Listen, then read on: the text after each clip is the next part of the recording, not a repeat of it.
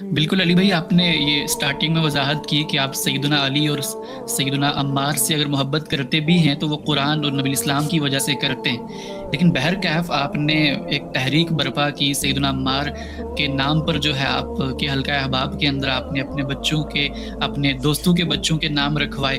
تو یہ سیدنا عمار بن یاسر سے یہ بے انتہا محبت آپ کی طرف سے کیوں ہے؟ کیونکہ اتنی محبت تو ہم نے لیلا مجنو کے اندر نہیں دیکھی جتنی آپ سیدنا عمار سے کرتے ہیں.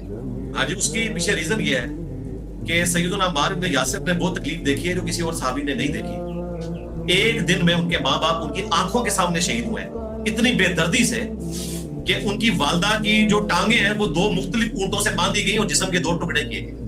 کیا پلانٹ ارتھ پہ کسی صحابی نے یہ منظر دیکھا ہے کہ اس کے ماں باپ کو بے دردی سے اس کی آنکھوں کے سامنے اس طرح شہید کیا جائے، اور وہ بندہ ہو کچھ کر بھی نہ سکتا ہو؟ ٹھیک ہے، شروع کے ایمان لانے والوں میں. لیکن یہ اتنی بڑی تکلیف، یہ جو باقی اصحاب تھے انہوں نے اس بڑے لیول کی تکلیفیں نہیں کاٹی ہیں کیونکہ وہ بڑے خاندانوں سے تعلق رکھتے تھے. یہ بیچارے غلام لوگ تھے، ان کے ساتھ تکلیفیں حضرت خباب کے ساتھ، بلال حبشی کے ساتھ.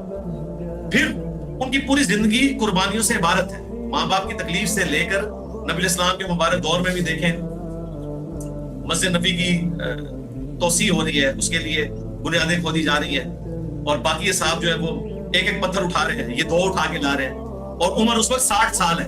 60 سال کی عمر میں یہ بندہ 2 پتھر اٹھائے ہوئے ہیں، ٹھیک ہے، اور باقی ایک ایک پتھر اٹھا رہے ہیں. تو اندازہ کریں وہ ایمان کے لیول سے ہے. اور پھر حضور مبارک ہاتھوں سے مٹی جھاڑ رہے ہیں. بخاری کے الفاظ ہیں، عمار تو دین کے لیے خدمت کر رہا ہے لیکن تجھے ایک باغی جماعت قتل کرے گی، تو انہیں اللہ اور جنت کی طرف بلائے گا، وہ جماعت جہنم کی طرف بلائے گی. پھر اس کے بعد حضرت ابوبکر صدیق کے دور میں ان کا قتال دیکھیں.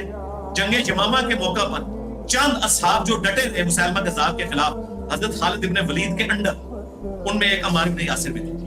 ٹھیک ہے، تو رومنز اور پرشینز کے خلاف جتنی جنگیں لڑی گئی ہیں ان میں بھی عمار بن یاسر موجود ہے. پوری زندگی جنگوں سے عبارت ہے. یار ہمارے تو جو بزرگان دین ہیں 60 سال کی عمر میں اتنی بڑی توندیں بٹھا کے بیٹھ جاتے ہیں مسلوں پہ اور ہاتھ چمبا رہے ہوتے ہیں، اور عمار بن یاسر 60 سال کی عمر میں نہیں 70 سال کی عمر میں وہ بندہ رومنز اور پرشینز کے خلاف تلوار اٹھا رہے ہیں. 90 سال کی عمر میں جنگ صفین میں آیا ہوا ہے.